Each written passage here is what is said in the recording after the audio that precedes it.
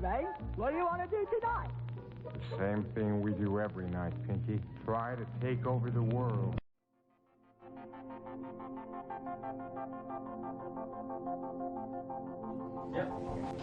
Louise Hay film, Greg Braden interview, take one. I was trained as a scientist. My background is in the hard sciences, physical sciences, the earth sciences. In the 60s and 70s, when I received that training, there was no room for the possibility of the kind of things that we're talking about now, the kinds of things that suggest that our inner world and our inner thoughts, feelings, emotions, beliefs in any way affect the world around us. And it was through direct experience what I began to understand was that this is the great secret that everyone knows except us in the West. Almost any other culture that we go to, from the monasteries in Egypt and Tibet and India into Bolivia and Peru, the indigenous traditions, little villages in the Andes Mountains, they all know that there is this experience that we can have inside of our bodies that affects our world in some way, and our science simply has not allowed for that historically. Well, I was trained as a scientist, and I was trained to look in the world around me for my answers, so I began to go to these places. I began to go into the monasteries, all the places that I mentioned. And it was through the direct experience of sitting in the presence of people who have lived and practiced the kinds of traditions that Louise Hay and the other authors I'm so blessed to be sharing the stage and this information with, that they teach about. And what we begin to understand is that this is the place where science got it wrong. There are two places, two assumptions that science has made, modern science. And they're coming full circle and correcting that now. But the first one is that the space that we believe is empty is not really so empty. It's full of a living essence, of a living material that we're only beginning to understand, number one. And number two, the fact, and it is a fact now, that we may have experiences inside of our bodies that influence the world beyond our bodies through the conduit of what's in this space. So it was in going into the monasteries and the nunneries and speaking with the indigenous people, looking at them eye to eye, heart to heart, God to God, and I could say to these people, when you just performed that miracle, when you just performed that miraculous healing, what is it that you did inside of your body to make that happen? And if I didn't understand what they told me, I'd ask them again and again and again through the translators until I understood that they were creating an experience, producing an effect inside of their bodies that my science never told me was possible or existed. And that was the path that led me. I just want to emphasize, science is good. I believe our science is good and served us well. It simply is incomplete. And so it was that path that allowed me to flesh out the missing pieces that we're only beginning to understand today, marrying the best science of our time with the wisdom, 5,000 years of wisdom of our past, into a greater understanding. And that understanding brings us right back to the question. That's a long answer to a short question. But it brings us back to where we're only now beginning to understand that there is something that we can do in our lives that influence not only the physical body, ours and those of other people around us, but literally influence the physical reality of our world, and that changes everything. It changes everything that we in the West believe about ourselves. So as a scientist, I've also come to understand this is a very different way for many people to think about themselves and their world. And I've found that there's a learning curve that our audiences and our friends and families and co-workers in my career at the water fountain, this is not something that people typically talk about in a technical organization. They don't wake up in the morning and say, what kinds of feelings, what kinds of dreams, what kinds of healings did you have over the weekend? And they're talking about who won the football game and who won the lotteries. But this is where it brings us, the relevance in our lives, because we all are having experiences every day. Whether we are consciously aware of it or not, those experiences are physically affecting our bodies and our world. What Western science now is beginning to understand, only in the last years of the 20th and now the first years of the 21st century, it is now a scientific fact that the space between things is anything but empty. It is full of a living, pulsating essence that is so new scientists have yet to agree on a single term. Some are calling it a quantum hologram, very technical sounding name. Dr. Edgar Mitchell, the former Apollo astronaut. I've had the honor of sharing a stage with him a number of times. He calls it nature's mind. Stephen Hawking calls it the mind of God. Others simply call it the field. In 1944, the father of quantum physics, Max Planck, identified the existence of this field, and he called it the matrix. He said, underlying everything that we see, our bodies included, everything we see in the world around us in our bodies, he said, there is the existence of what must be a conscious and intelligent mind. This is his language in 1944. He said that this mind is the matrix of all matter, and it's from his work that the movie series began and many of the ideas that we have today. So what we know is this, is that we have the opportunity to influence that field in ways now that we're only beginning to understand. It's done through the human heart. It's not a thinking process. Thoughts are important. The ancients made a distinction between thoughts and feelings and emotions. And it's the feelings that are centered in our heart, what are called coherent, heart-based emotions. We know that when we feel a feeling of love, compassion, understanding, forgiveness, when we change the self-esteem, that there's an effect from that it changes the electrical and the magnetic fields in our heart, and that those fields literally change the stuff that our world is made of around our bodies. Our hearts are the strongest magnetic field in our bodies, and our hearts are the strongest electrical field in our bodies, much more so than the brain. While the brain does create those kinds of fields, the heart is many times stronger. And what the science now is showing is that when you can change the field that the atom is in, you change the atom, and we're made of those atoms. So when we have feelings in our hearts, we're changing the field that connects the stuff everything is made of, and we literally are altering our physical reality in ways that sound miraculous in Western science. But again, this is the great secret everyone knows except us, because Western science has only arrived at this understanding. You go to these ancient and indigenous traditions and cultures, it's where they begin. They begin with the understanding, sure, everything's connected, and sure, we're part of it. And then they take us one step further and they say, here, I'll show you. I'll show you how to create the effects in your body so that you can heal your body and you can heal the bodies of others. You can change your self-esteem and your body will mirror that change. It doesn't have to be a long, slow, drawn-out process. It can happen very, very quickly. It can happen in a matter of minutes. We have video documentation from medicineless hospitals in Beijing, China, for example, where they understand these practices and they've employed them for several thousand years. And we can look into the body of a living woman with a cancerous tumor that Western science says is inoperable. And then we can watch as three practitioners that understand the language of human emotion. They create the feeling in their bodies. They're not looking at that tumor as an illness. They see that woman as whole, healthy, vital, completely enabled, fully capacitated. And as they feel that feeling strongly among themselves, her physical body mirrors that. And we can see it through sonograms. We can see that tumor disappear in less than 3 minutes. And that's how quickly reality can change. And this is where the disconnect comes in with Western science. Because I've shared this information with scientists and medical doctors all over the world, and they say, wow, it's a miracle. We're going to have to come back and study this, and we will as soon as we find a cure for cancer, or as soon as we find the cure to cure on the mechanical level, what they see as a mechanical process. And what we now know is our physical body is the outpicturing, is the mirror of something that is not so physical. And this is where science now is only arriving. The three practitioners in the medicineless hospital in Beijing did not judge that cancerous tumor.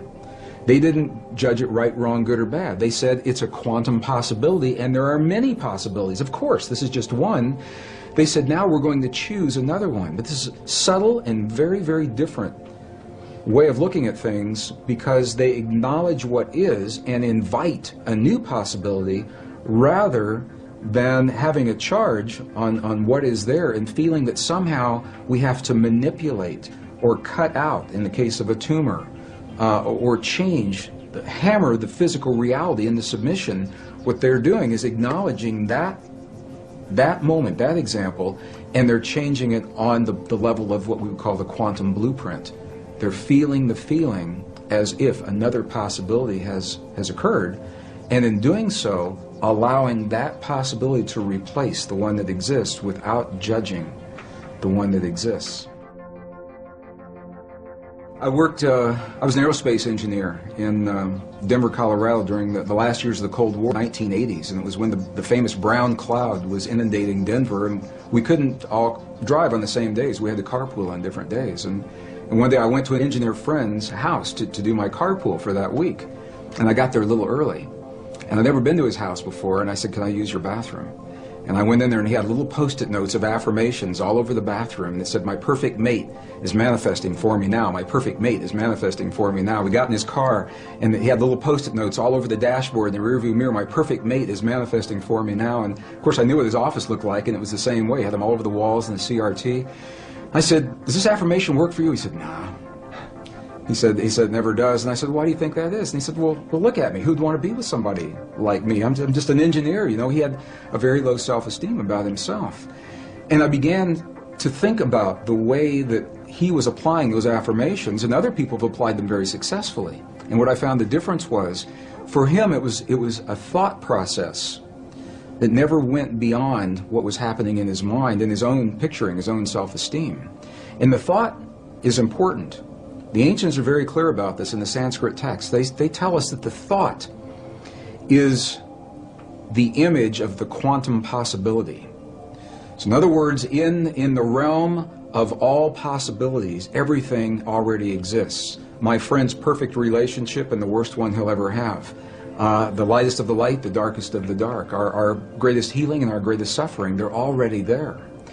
And what they invite us to do in these ancient traditions is to reach into those possibilities with our mind. This is the power of the mind. And isolate, we lock in one of those possibilities. So now we have taken it and identified it. However, to bring it into this world, to breathe life into that possibility, is the power of human emotion, our love for that possibility, or our fear of that possibility. Either one will work. To bring that quantum possibility into the particle reality of our everyday lives. We don't have to know that. It sounds very technical. We just have a feeling. But this is the science of, appears to be the science of how these things are working. So this is why our self-esteem is so important. When we feel, when my engineer friend felt that, why would anybody want to be with me, is what he said to me. The affirmation for him was an empty affirmation. It was a thought that had no energy to invite it into this world. And an example of just the opposite of that is I know of other people who have simply made a list of all of the attributes of a perfect partner in life, because this is what many people, I'm using as an example. It works in healing, it works in peace, but we're talking about relationships. They make a list of all those attributes, and then they come from the place that relationship is already happening. What is their life like? How is their life different now that perfect partner is there? How is their evening different? How do they spend their time differently? How do they feel when they wake up in the morning and share their lives with someone? And it's those feelings that they live throughout the day. It's not something you sit down and do for a minute and then you get up and walk away. Rather, it's something that we become. We live our lives as if these experiences have already happened, and in that way we invite them into our lives, and they happen frighteningly quickly for some people. It's amazing. I know people that haven't finished their list, and they go out for lunch or a cup of coffee while they're making the list, and the person that just brought them their lunch is the person that's on that list, and they fall in love and they're married 20 years later. I know people that's happened to. So it's about clarity. It's about specificity. It's about being personal. Being very clear that these are personal desires. Scientifically, it appears that this field, the divine matrix, it is a mirror and a bridge between our inner and our outer worlds. And it can only give us what we give it to work with. And the interesting thing is that we have been conditioned to feel the feelings of the things that we don't want in life and that we're afraid of. We wake up in the morning and we see the 6 o'clock news and all the things to be afraid of, and then we go through our day saying, oh, I hope I'm not going to see that today, or I hope it's not around the corner. And in my question, so fascinating me, where do we learn to feel the things that we don't want rather than things that we choose to have? And how would our lives be different if we could cut through all of the static and simply choose in our lives, what we would like each moment of each day, or our relationships, or our abundance, or our careers, or the peace in our families to look like. What would our lives look like if we could do that? And there's very good scientific evidence showing precisely what our lives would look like, because we would very quickly experience everything that we've created. As a scientist, one of the first things I had to understand, and again, my training, I was trained in the hard sciences, and there was no allowance for any inner experience to have an effect on our outer world to begin with. Number two, I was raised in a relatively conservative community in the Midwest. I was born in Missouri, Kansas City, Missouri. Excuse me. In that part of the world, when you talk about emotions, they kind of get lumped into this nebulous experience. So, thoughts, feelings, emotions are all the same thing. We really don't talk about them much. And by the way, as a male, we don't want to see much of yours. So that was my upbringing. So I began to understand when we go into the other cultures, and I'm referring again and again to this wisdom. We had this wisdom in Western cultures, and it was lost in the 4th century. About 1,700 years ago, it was edited right out of our most cherished spiritual and religious traditions, the biblical edits of the 4th century. It was not edited from the other cultures that we've visited, and that's the value of going into these cultures. And they identify 3 separate yet related experiences that we all have in our bodies, and they literally call them thought, feeling, and emotion. And here's the difference. The thinking they identify with the 3 upper energy centers of the body. The Sanskrit traditions have a 7 energy center or 7 chakra system that they work with. And they say the upper 3 are related to what we call thought or logic processes. So when we think about something, we picture it in our mind, that perfect relationship or peace between nations. But we can only invite it into our lives when we breathe the power of emotion into that thought. The emotion comes from the lower 3 of those creative centers in our bodies. So when we breathe the power of emotion into our thought, we imbue that thought with life. And those 2 energies meet in the one center that is not accounted for yet in our model. It's in our heart, or what scientists call the 7-layer liquid crystal oscillator in the center of our chest. But we'll just call it our heart, because that's what it does. Our heart is creating electrical and magnetic waves that are influencing the world around us based on what we think and the emotion that we breathe into those thoughts to create the feeling. So now we've just defined feeling. Feeling, by definition, from the Sanskrit tradition, is the union of thought and emotion. It creates the feeling. Now what makes this really interesting is that those traditions say we are capable of only 2 primary emotions: love and whatever we feel the opposite of love is. And when you get really deep into the teachings, there are 2 aspects of the same thing. But what they say is when we have our thought, we are either breathing the love of that thought or our fear of that thought to create the feeling, and the feeling then becomes sadness or joy or compassion or anger. Those are not emotions, those are feelings. Now for some people they say, well, you're nitpicking. What difference could it make? And these are the subtle differences between these ancient ways of viewing this inner technology. It's literally a technology, because we can have the same thought or the same affirmation and imbue it with a different emotion and have completely different feelings and create a different outcome. And this is the great secret that was edited out of our Christian and pre-Christian Judeo-Christian traditions. When 45 books were removed in the 4th century, 20 were taken out completely. Another 25 were condensed and rearranged. And we know this because we found the information now in the Dead Sea Scrolls, the Nag Hammadi Library, the Coptic, the Gnostic texts. So we know what those texts would have said if we had had them. But the interesting thing is, without those texts, we tend to rely upon the written word, the validation, to feel that power in our bodies. I think everyone senses or suspects that there's an untapped potential in the human body. I've been on every continent of the earth, and I've asked every audience I've ever been in, do you feel that that's there? And they say, yes, we feel there's something there, but we just can't quite get it. Why is that? So we have a feeling that there's more to us, but we rely on a written validation in a 5,000-year-old text or a scientific study to tell us that it's true. And this is, I think, the value of going into those texts, as we get to see the words that literally say, in the Gospel of Thomas, The Lost Gospel of Thomas. It literally says, when these two become one, when thought and emotion become one, then you'll say to the mountain, move, and the mountain will move. And I used to think that that was a metaphor.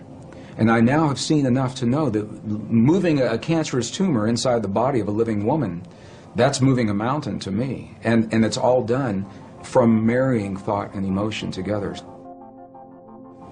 In 1998, I had my first journey into the highlands of central China and Tibet. And it was during that time we were given a personal audience with an abbot, who's an elderly leader of a particular sect in the monastery. And this abbot passed just a couple of years ago, so I'm glad that we spoke with him when we did. And it was this man, I asked the question that I asked every monk, every nun, I asked the shaman in Peru and Bolivia, but I had the clearest response from this man. And I asked him a question. I said, when we see your prayers on the outside, and we see you in the chanting hall for 12, 16, 18 hours a day, and we see the bells and the bowls and the mudras and the mantras and the gongs and the chimes and the incense, when we see your prayers on the outside, I said, what are you doing on the inside? And this was the man that looked at me. He said, you've never seen our prayers, because a prayer cannot be seen. He said, what you see are the things we do to create the feeling in our body, and the feeling is the prayer. And then he turned the question on me, and he said, how do you do this in your culture? Through a translator. And I began to think about this and realized that when we lost the words in our most cherished spiritual traditions that tell us that feeling is a language that speaks to our bodies in this world, and we lost the words that validated that, we began to think that the words themselves were the prayers, and if we say, or the affirmations, and if we say those words the right number of times, the right time of day or the right time of year, that we've said our prayer or our affirmation, and then if it doesn't work, we get frustrated and we say, well, my prayer didn't work, or my affirmation's not working for me, because we lost the link with feeling and emotion. When I was in the monasteries in Tibet, and the abbot had passed, a new abbot took his place, who was already in his mid-80s. He's the new young abbot. He's already in his mid-80s. And I asked him a question, and this was in 2005, we just went back. And I asked him a question, and I said, what is the force in your tradition, in your belief system? What is the force that connects the universe? What's the force that holds everything together? And through the translator, he answered me with one word. And I thought I heard it incorrectly. And I said, would you do that again? And he came back and he answered me with one word, and he said, compassion. And I said, well, wait a minute. I said, is compassion a force that holds everything together, or is it a feeling that we experience in our bodies? And he said, yes. And that was very powerful for me to understand that, because it says that we have the ability to feel in our bodies the stuff that holds this universe together. And we're really not so different from those quantum particles in the stars beyond us, or in the tumor that's in front of us, in the suffering of our loved ones, or in the peace between the nations. It's all part of the same thing. The challenge is to make it more than an intellectual exercise. How do we know we're part of all that is? One of the ways that helped me come to that realization, there was an experiment that was done in 1997 in Geneva, Switzerland. Made world headlines. 3,500 reporters from the science journals were there. They documented this experiment, and it didn't make the cover of Time magazine or USA Today, although I think it should have. And what the experiment showed, the bottom line, was that when you take the stuff our world is made of, a particle of matter, one particle, and even if you split that particle and send each portion to different locations, which is what this experiment did. They split one particle of matter and sent one particle 7 miles this direction, the other 7 miles that direction. They were 14 miles apart, and even though they were separated physically, they were still connected energetically. So that when one particle had an experience, they would disturb one particle, the other one acted like it was having the experience. Sometimes the other one would act like it was having the experience before the scientist even disturbed the first particle. And it's mind-boggling. He said, well, how can this be? But what this tells us is that once matter is physically joined, even when it becomes separate, the energy is still there that's connecting it. And this is why it's important to me, because if we go back far enough in time, all the particles of matter of this entire universe that are expanding were all meshed together in a single particle about the size of a green pea, is what scientists tell us today. It's what the computer models suggest. That if you could go into the universe today and take all the particles of matter and take out all the space in between and bring it together and compress it into a size of a single green pea, it means that you and me and every one of our listeners, we were all once part of that same particle that creates this whole universe today. And even though those particles are now separate and expanding, and the studies show that they are, energetically we're all still linked. When we lost the information telling us we're a part of all that we see, we found ourselves on a very technological path without the wisdom of us being in the equation. So we thought that's the world out there and that we're separate from that world. And now what's happened is our technology has come so far that our very existence is threatened by the technology that we've developed, whether it's the wars or the viruses or the climate change. So I believe we've come full circle now to survive our time in history. We've got to write ourselves back into the equation. Our prayers, our affirmations, our beliefs, our language. And when they're spoken through the language of the heart, they have a direct, powerful, and immediate impact on our bodies and the world around us. And it invites us to be very, very aware of what it is that we truly hold in our hearts as the truth of our world, because we live that in our lives, from the lightest of the light to the darkest of the dark, the greatest fears and the greatest joys. What we're beginning to understand is that human emotion and feeling and belief is literally a language. It's a non-verbal language that this field recognizes and understands. And the field works in what we call real time. It doesn't know about a few minutes from now. So if you say in your affirmation, 20 minutes from now, I'd like for my perfect mate to manifest for me now, it doesn't know about 20 minutes from now. It is a real-time application. And this is why the key, and this is what the ancients say, and this is what the monks and the nuns tell us real-time today.